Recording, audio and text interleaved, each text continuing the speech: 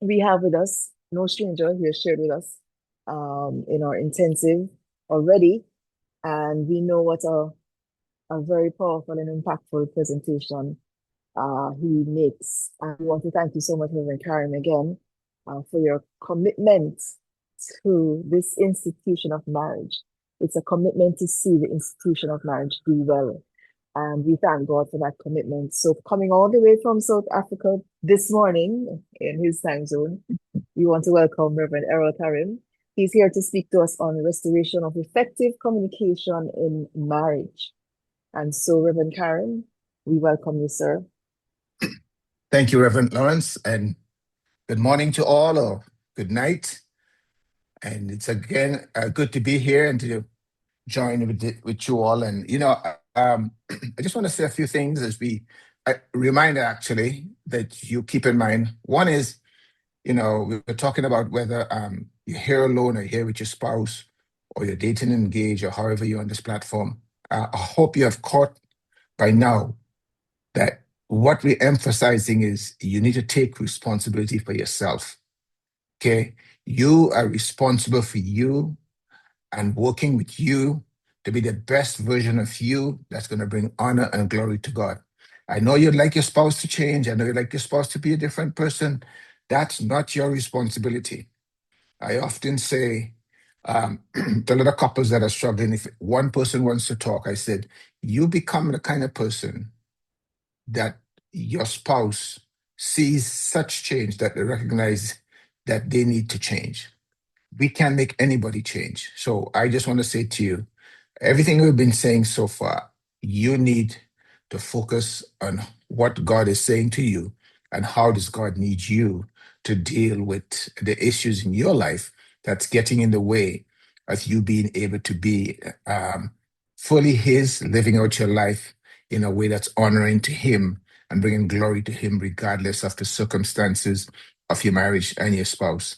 And let God be able to work in and through you. Okay? So I just want to make that emphasis. I think it's important that we keep that in mind.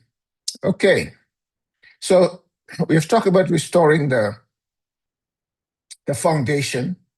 And, first Sister Paul set us up nicely on being in the midst of the storm and losing all hope. And marriage sometimes feels like that because it's difficult. It just reminded me of a statement that I read a long time ago, and I truly believe uh, maybe marriage wasn't meant to make you happy. It was meant to make you holy. We are all in this together. And this journey is challenging in many ways, like being in the storm. But then the foundation is important to recognize this is a covenant. This is an institution designed by God. We're in a covenant with God. And that's where we live this marriage out. And then we talk about boundaries and how important it is to have healthy boundaries in the marriage. And now tonight I want to talk to you about communication and how important that is. We know the statistic tells us that the number one reason marriage breaks down is communication. Not money, not sex, not in-laws, not children. The first thing is when communication breaks down. So if you get this right, actually you can work through everything because the communication is where all of the um, problems take place when it's not healthy. So I want to offer you some ways of thinking of this. So we start restoring the communication in your marriage. Again. All right. So restoring the communication. I want to start first by talking about the importance of it. Like I said, for any relationship to be healthy, productive, and meaningful, good communication is essential. Absolutely, it's part of the glue that holds a marriage together when we can really communicate well. And I want to begin by talking about some of the negatives. What happens when the communication is poor or non-existent in a marriage? When you stop talking to each other, you're passing each other in the house, and I know you don't communicate anymore. You just go about your business. When the communication breaks down, what happens? And here are some things that happens when it breaks down. There's misunderstanding. You're not getting what your spouse is saying to you, so you're interpreting it differently. A misunderstanding comes because remember, we all came with our baggage. We all have our way. Certain words means different things to us. And when we hear it, it triggers certain responses to us. So when our spouse is talking and say certain words, we putting understanding to it that leads to misunderstanding. And you probably have often used the line to your spouse, that wasn't what I meant. That wasn't what I was trying to say. You know, you never listen and the fight goes on, right? And then you get tired of having the fights, tired of being misunderstood, so the communication breaks down. Other thing is mistrust. Because we don't communicate clearly, because we don't know how to, you know, to make each other feel okay, and we don't know everything, then the mistrust begins to build up. I'm not going to ask anymore, I don't trust you anymore. And we start throwing those words in there that now begin to create even more distance. So there's a misunderstanding, and then it begins to build mistrust. And you all will know well enough, those of you who've been married for a long time, who've just been married, and those of you planning to get married, in any relationship, once the trust begin to deteriorate, then the relationship begins to also deteriorate. We begin to draw away and to ourselves, and we want to avoid exposing ourselves to each other because we don't trust each other anymore with our words and our thoughts and our feelings. Okay? Then we begin to get angry. You don't understand me. I don't trust you. And so I don't even really care to talk to you. And when I talk to you, I just talk to you. I just use harsh words. I don't look at you. Or I send it in a text or however way. Now my anger begins to spill into the relationship and I let you have it. And let me just step back here and say, your response to any given situation is not because of the situation. It's what's in you that's coming out. Okay? So again, it's about you and recognizing what's going on with me that I am behaving in that way. But the anger begins, and now the relationship is in some serious trouble now because now that I don't care to talk to you, I don't even care to see you anymore. And if you ask me a question, the way I'm going to answer you, you're going to wish you didn't ask the question in the first place. Then there's suspicion. Because we're not talking, because we're angry, now we become suspicious of what the other person is doing. They're not telling us, when they come, when they go, who they were with, whatever, And now when suspicion starts, you know what's going on, right? It means because we're not communicating, because we're keeping everything to ourselves, now we begin to create all these scenarios in our heads. And this is a line I remind people of very often. The worst place to live is in your head. Because when all you do is coming up with all these ideas in your head, you ruin your own life and your own situation because you make it up. Okay. You create these scenarios because it's all in your head. So the suspicion grows about what your spouse is doing, what is happening, because now we already have misunderstanding, mistrust, anger, and the logical conclusion is suspicion in terms of where we are. And another thing has happened as a result of all of that. Now we have emotional walls. And I've already mentioned this, but now the wall is so high that I don't see you on the other side emotionally anymore. I now become disconnected from you. So then the line comes up here, I don't love you anymore. I don't want to be around you anymore. You know, and this is where things shut down. We separate. We want divorce. And in the meantime, there's somebody else, at work, in church, next door, wherever, that is making you feel heard, making you feel understood, making you feel safe, and come talking to you. And their only desire is to get you to have sex. That's it. And they will give you all of what you need, and you feel this connection now. And all of a sudden, your spouse is not that important to you. And here we are, things are broken down, and we stepped out of the marriage and blame our spouse. If you were more open, if you're listening to me for whatever, again, that is not on your spouse. That's your choice. You made that choice to allow yourself to be emotionally vulnerable to someone outside of your marriage, which we talked about in boundaries. that created a problem for you. Okay. Um, when there is poor communication, you force yourself to do things you would rather not do. Rather than saying, I don't want to do this, I don't feel good about this, I don't think this is right, whatever, you do it so that you think you're not going to create any fight, or you're tired talking, or you're tired, whatever. So there is no um way of you being you anymore. You just surrender to the situation and just show up in anger and resentment and everything else, because the communication is not there. So those are just some things that come about as a result of when the relationship lacks good communication, healthy communication. Any questions, any comment about what I've just talked about, that are the results, that are the consequences when when the communication in the relationship is either poor or non-existent. So let me take you straight into the elements of for good communication. Okay. So one thing is there must be emotional safety. Both of you must be committed to make the other person feel safe when we're having conversations. Okay.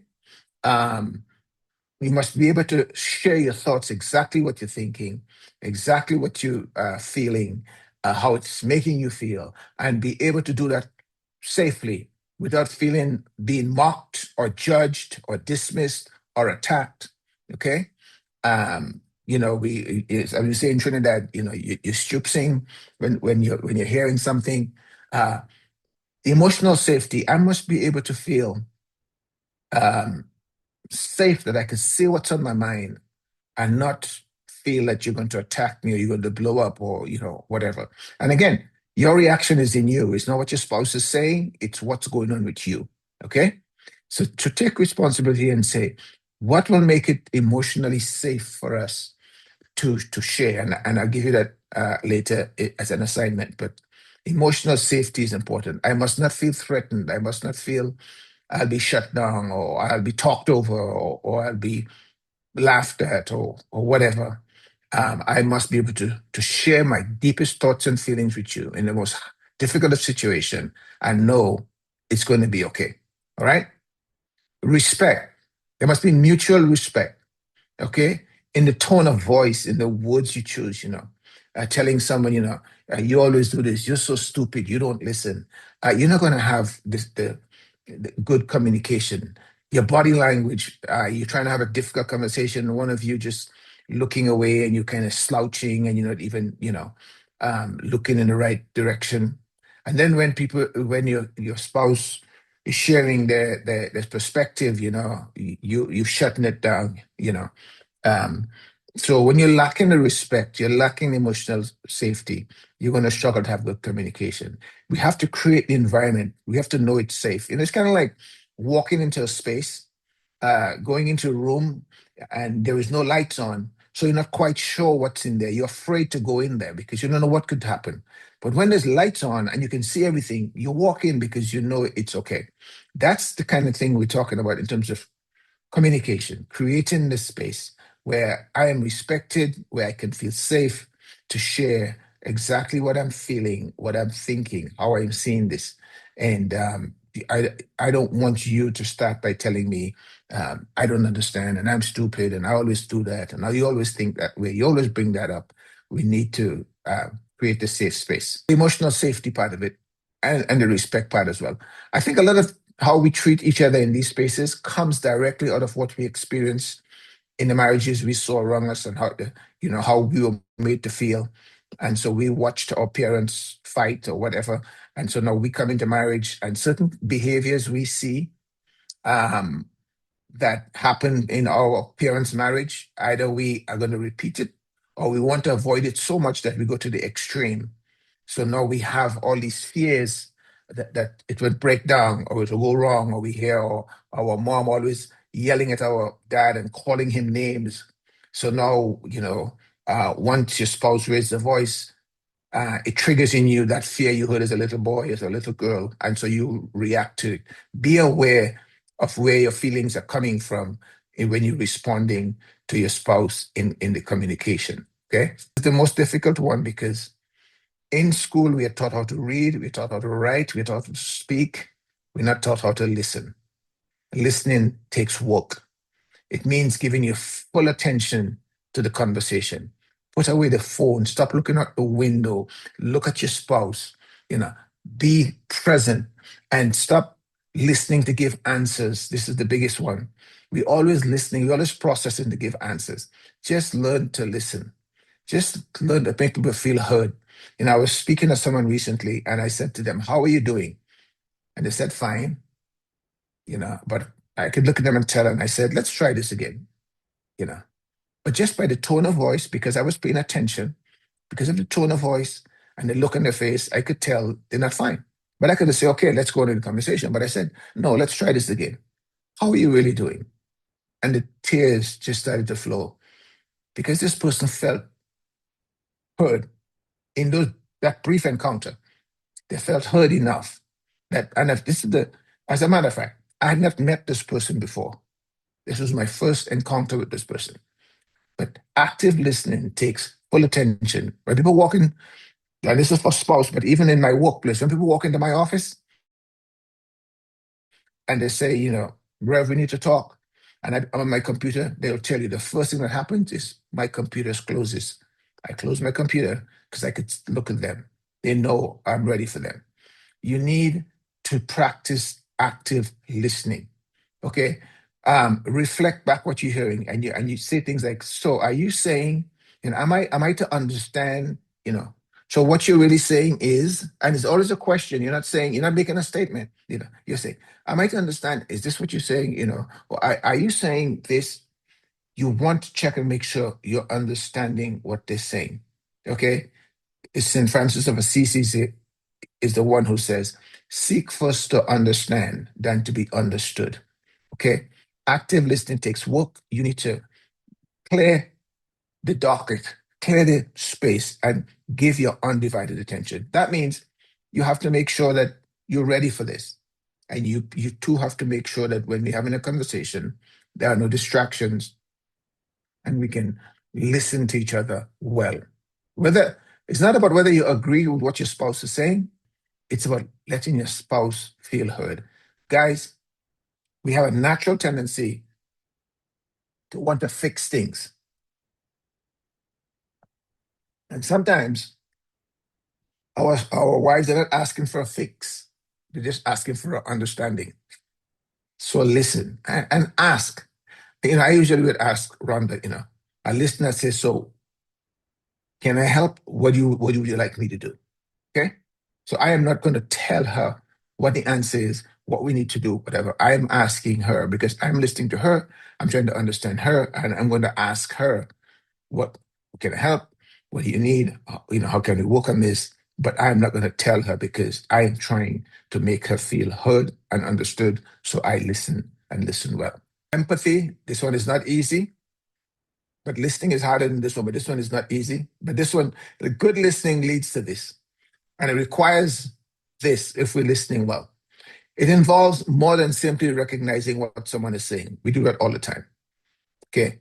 Uh, More than what they're feeling, we have to try to listen deeply without distraction, without looking for answers, to where you begin to, connect with the person as they're expressing their word and the tone of voice, their feelings, their thoughts, their experience, to see it from their perspective. Don't jump in to try to give your answer to fix or how you perceive it, but just allow them to speak and allow your emotions to connect with them as they talk about how painful it has been, how difficult it has been, how frustrating it has been, how tiring it has been, you know, rather than trying to make up your answers or compare with where you are. This is what we do, right? We hear our spouse talking and we compare with ourselves, you know, because we in this marriage together and you think it's 50-50. So what your spouse is saying, you need to be equally there as well for your benefit. And if it's not, then you don't really want to hear because you're thinking, "Well, I've done all of this, you complaining about that."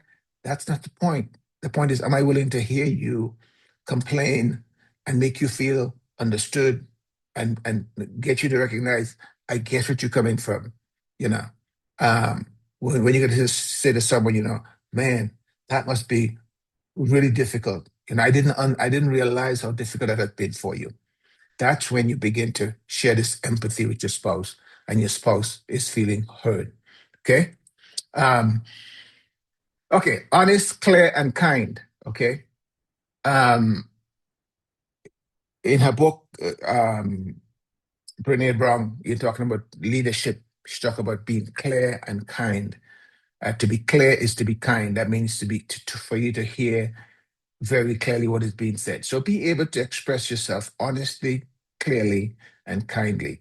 And it's important here. What I'm saying is, say what you need to say it clearly, and say it kindly. Don't blow up, and don't say it harshly. And I'm tired of trying to tell you this, and I'm fed up of talking, and it's on and on. And we hear these fights.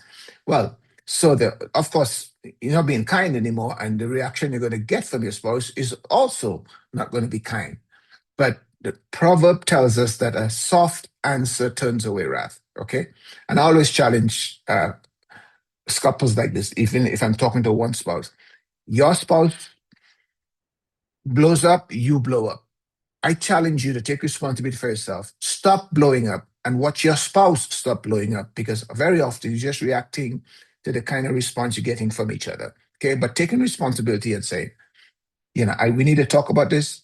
But when you talk about it, being kind mean how I say to you, the words I use, being honest is being able to say exactly what I feel and being clear. So emotions is what gets in the way often.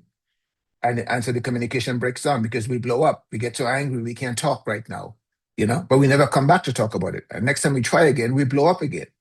So these walls, the wall keep going up because we're not talking. So for a lot of people, a lot of times it helps to write out your thoughts. Those thoughts you have when you're by yourself, and how clearly you think about this and how you're going to say this. And then when you get there, it all goes away because the emotions has taken over. Write out your conversation, what you want to say. And while having the conversation, even when the emotion comes up to take over, you can be self-aware enough to say, I need to finish this. This need to be said. And it helps you to calm the emotion as well, because you know what you need to say. So for some of you, you need to just take the time to write out your thoughts so you can share that with your spouse very clearly, and so that you will be able to um, not miss what you're trying to say. Have you ever had those conversations where you come away thinking, I should have said this and I didn't say this? This is what I meant to say. I went to say that, you know? And you know what? This leads to back to the boundaries thing. You have this fight here because you can't be clear, can't be honest, you can't be kind. And you go and you're talking to other people about how you're struggling in communication with your spouse, and you're opening up a way for the enemy to create problems for you as well. Okay? Timing. Too many couples end up fighting in front of family, friends, and sometimes strangers, which only escalate the situation. Um, we wound our children in the fight. Are we not realizing it? Oh, they're only two, they're three, they don't hear. Or we think we're fighting in quiet, they're not hearing us. And you hear adults talk about, when the parents used to be fighting, they should be hearing them. And to this day, the parent think that the kid never heard them. Okay. But timing is important. You need to decide when and where we want to have difficult conversations. Okay? You should both agree on the appropriate time to have these conversations. Not, I mean, you should feel safe in public with each other. If something comes up and you're unhappy, especially, your family gathering, for Christmas or wherever, and already, you've already, um, some of your family members already don't like your spouse, okay, or a particular member. And so your job is to protect your spouse at all costs anyway. Whether you're with family, you should not speak negatively about your spouse uh, with anyone, and you shouldn't allow anyone to speak negatively about your spouse. Okay? That is the boundary part of it. But when you don't have that awareness, then the fight breaks out anyway. You know, you're at a family gathering, and all of a sudden, you know, he is mad, she is mad, we're leaving. And the family kind of expect some way it's going to happen because it's a pattern you have set. Okay? Or friends, you're with friends and friends have to be on eggshells because they're watching the two of you, and next thing you know, you guys don't hang out with the friends anymore. Or it breaks out in the supermarket or at the cinema or someplace you go, and you go to shopping together for furniture or car, whatever, and the fight starts. Okay. You need to be able to recognize when, say, you know what, let's talk about this when we get home. And don't allow it, because you allow your fighting to spill over into other people's lives. And then that causes these people to be, when you have a gathering now, they're not quite sure if they want to invite you because they're not quite sure how it's going to end for everybody else. Okay. Don't allow your fighting to be something done in public. You need to learn how to manage the difficult conversations in a safe space, back to the things I'm talking about before, but set a time, set a place, and let's deal with it. Yes, is that how do you deal with the amount of words, a woman speaks so many words and a guy speaks so few words. And when you give a response after she has spoken so many words, she's like, well, is that it? And you're not quite sure if you're responding to all of the words that she's asking. And so the important thing that was mentioned here in this question is the upbringing. If you're with us on Monday when we started, Sister Paul mentioned in her presentation that your marriage is unique to you. It's your marriage. It's not going to look like any other marriage. So what that means is you have to work to build on the marriage you have. So in the case of having many words spoken and giving a short answer, I learned that, my wife is a woman of few words. And as you can tell, I'm a man of many words. So when I'm talking about something, sometimes she just give a brief answer. And I have to recognize that's all Rhonda has to say. That's her thing. I can't force her to say more, but I recognize not that she didn't care, is but she cared, and that's her response, because that's all how she summarized what she heard and the response she gave. The other thing is asking the question, rather than getting upset that you got a short answer, say, okay, so is there anything I can do to help? You know, uh, how do you want us to deal with this? Those are the questions you ask in terms of giving a short answer, because that's all you can. Because another thing is, some people can't handle too much information at once. So they hear all the information and suddenly they can give a healthy response. So if that's the case, then say, you know, okay, stop, you know, kind of just let me make sure I'm getting this, and so you might have to interrupt the conversation to make sure that you are able to give a good response to a short amount of information, then allow all the information to be poured out there, and then you're sitting there staring like a deer in the headlight because now your brain is so crazy you can't give a meaningful response. So it all depends. Like Sister Paul says, this is your marriage. You have to work out how my spouse will best feel heard and understood, whether by the amount of words I say or just she knows I care deeply, even if I give a brief answer. Okay, I hope that's helpful. But it's just having that understanding. Clarify your limits. Back to this is about the question I was asked earlier about the amount of words your spouse is speaking and you're giving a short answer. Okay, clarify your limits. Set healthy boundaries. We all have preferred ways of having difficult conversation. Share what you can and cannot handle in the conversation. Please don't raise your voice. I appreciate it if you are sitting next to me or across from me or whatever makes it safe. Remember, that's the first thing I said. Whatever makes it safe. But if a raised voice triggers in you the abuse of your parents, of your mother when you were growing up as a little girl, then when you're having a conversation trying to resolve something and your husband is raising his voice, and for him, a raised voice was just a way of talking in the house. It meant nothing more than we just loud. And he raises his voice, you interpret that out of your emotional wounds of a mother who yelled. You have to stop and recognize, okay, I'm working on this, but the raised voice kind of throws me off. And so now the spouse who raises his voice, that doesn't mean nothing. He takes that into consideration to keep you safe. At the same time, you take into consideration that's natural for him. If he does it, he's not doing it intentionally because you're going to hurt me. And you're trying to understand that as well as you work through the process together. Eventually, he gets it, you get it, and it's okay. All right. But make it safe, clarify your limits. How long? Some people, 20 minutes in the conversation and they're done. Their brain can't do it anymore. And the other person could talk for an hour. We need to have that understanding because you know 20 minutes into the conversation, you're going to check out because your brain doesn't have the capacity to follow this conversation anymore. It's not that you don't want to, you don't have the capacity. So what you have to do here, you have to develop capacity and the other person have to learn to limit capacity so we can meet each other. Again, these are things you need to, because sometimes the conversation shuts down because the other person stopped listening and you get mad and the other person gets mad and everything is over. Okay? Talk about what makes it good for you to have a healthy conversation, set those boundaries, you know, your time limit and all of that, and don't waste your words, speak, clearly and honestly into the conversation. Okay? Focus on the situation at hand. This one is huge. Because we don't talk about the issues, when we do try to talk, we bring up everything else. And then when we bring up everything else, we didn't deal with anything. So we need to start tackling situations as they are, not coloring them and clouding them and confusing them with other things of the past. We just need to say, this is what happened.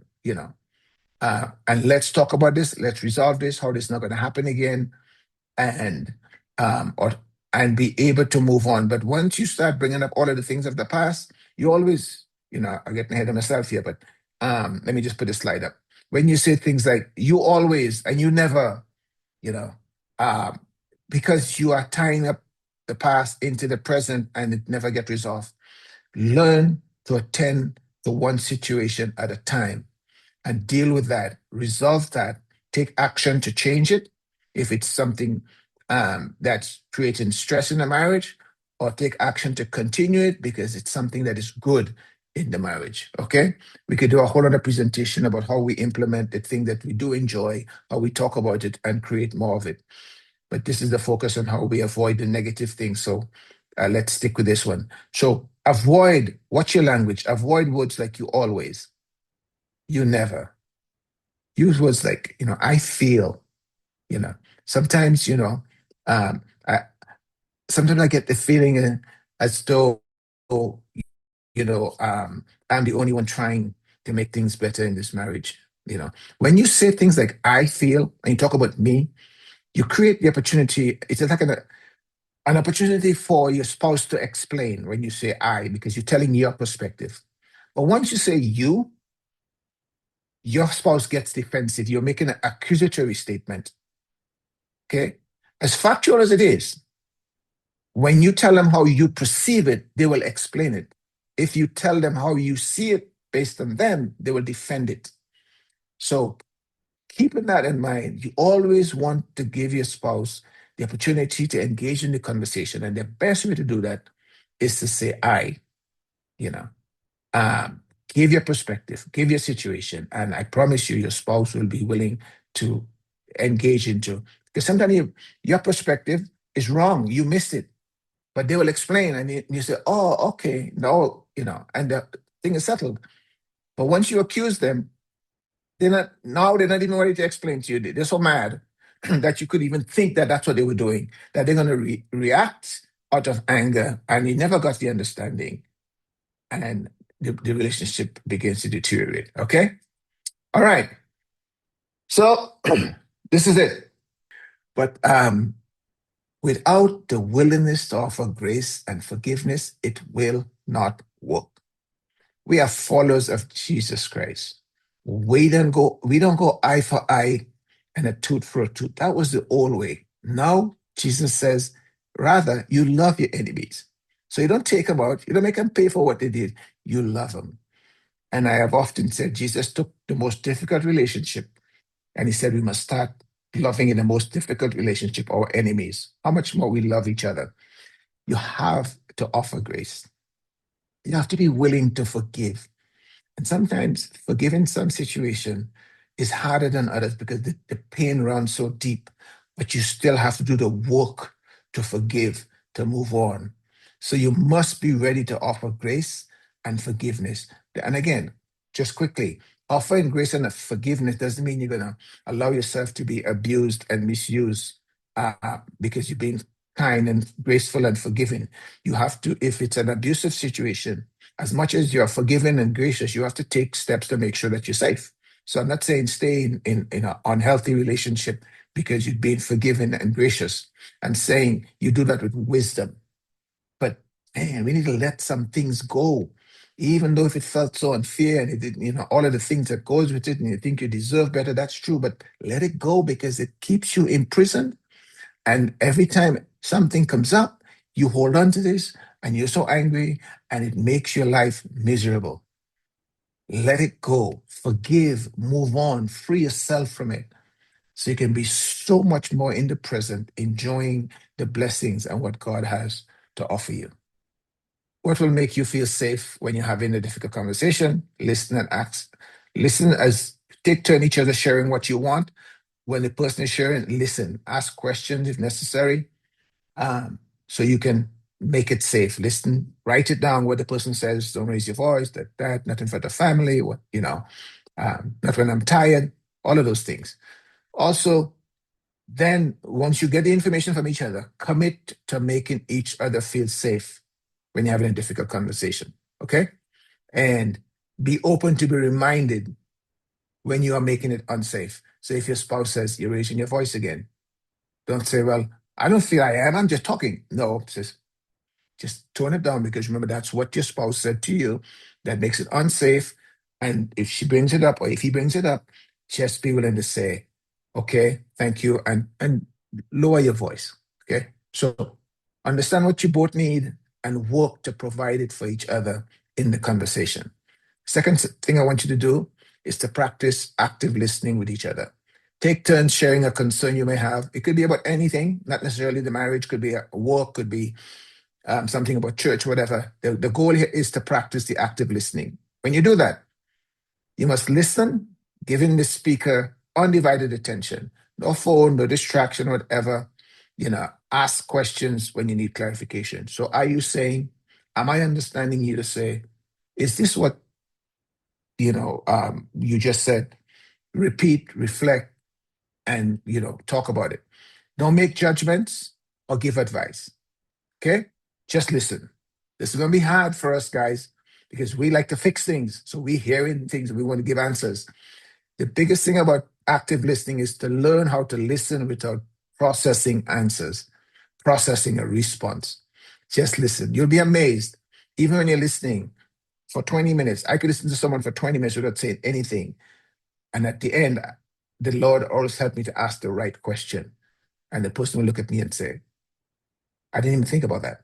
So don't worry about the answer. Listen. And finally, share with each other what it felt like to be on either side of this. To be the speaker, how did it feel as you were being understood? To be the one who is listening, how did it feel to do the work to make the other person feel understood? These are two things I'd like you to practice. Give it a shot and see what comes of it for you. But I promise you, if you do this, both of these things, make it safe and practice this, it'll improve your communication greatly as a couple. And again, as an individual, knowing that these are things you need to work on for yourself, applying it, and then when you get together, be able to talk. But again, the responsibility is yours. It's not your spouse. You have to take responsibility for you. And now, as we do the first part of the prayer, I want you to take some of that oil. And I want you to anoint your heart. Make a cross over your heart because that's where it begins. And as I pray for you, uh, just anoint your heart, make a cross with that oil. God, I bring my heart to you this morning, tonight, because I've recognized that without you being first in my life, everything I do and I try would look like it's succeeding, but eventually fails. So would you forgive me today? Forgive me, oh God, for making my desires and wants that my spouse was supposed to deliver for me and to me, the main thing of my life. And would you help me to surrender all of those things to you and make you the central focus of my life? How I speak, what I think, what I do, how I spend my money, how I spend my time, how talk about my spouse. Lord, everything, how I treat my spouse, how I do the things I do for my spouse. Lord, may I do them not focus on my spouse, but how they are honoring you. So tonight, I give my heart to you and I say, it's yours. I have committed to follow you, come what may. I know at times it's going to be stormy, it's going to be difficult. At this time, I probably need to throw some things out of the ship because it has been in the way of you having full control. I give it all to you today. And I surrender my life, my marriage, my spouse, my family. I put everything on the altar before you and say, God, it's all yours. I'm going to follow you in all of these areas as you lead me to be the person that you want me to be. And now take the oil again. I want you to anoint your forehead at this time. Make a cross on your forehead as we pray. God, help me to think of and see my spouse as you do. You never leave us when we fall short. You never judge us. You continue like the father of the prodigal son, waiting and watching with grace and longing for us to return. Lord, may that become the vision we have for our spouses. May we see them through your grace. Lord, may we not see them through their weakness and their brokenness and see all of the ways in which they have tried and they've managed to do well and they're overwhelmed by their own pain and suffering and wounds that they do things, God, that they hate themselves for doing. And we, in turn, need to offer grace. Just like we fall short before you so many times, and you continue to offer grace. I pray for a new way of seeing our spouses, whether we are together or there's separation right now, and as Whitney so powerfully testified to put God on the throne in our heart and to see our spouse through the eyes of God brings such peace and reconciliation. So, Lord, take my mind, take my desires, all about me towards my spouse. And Lord, and purify it and make it yours that I can see my spouse and treat my spouse as you would want me to, not as I think they deserve. For that, I want to thank you. For I know that you hear and answer prayer and that you will bring about the changes and the healing that I am looking for in my marriage with my spouse that only you can bring. So now we give all the praise and the honor and the glory and the thanks to the facilitators for the work they have done on this platform this 5 days. And Lord, I know there are those on this platform that the pain run deep, the wounds are deep, the walls, the emotional walls are high. But let them realize today it's the beginning. At the end of this prayer time, it wouldn't all go away. There is work to be done. And what I pray is that they'll have hearts that are committed to do the work, to break the walls down, to bring healing in the places of pain, and to reconcile and restore the relationship to your honor and to your glory. So these things we pray and we ask in the name of the most powerful, almighty, only true God that there is, our Lord Jesus Christ. Amen, amen, amen.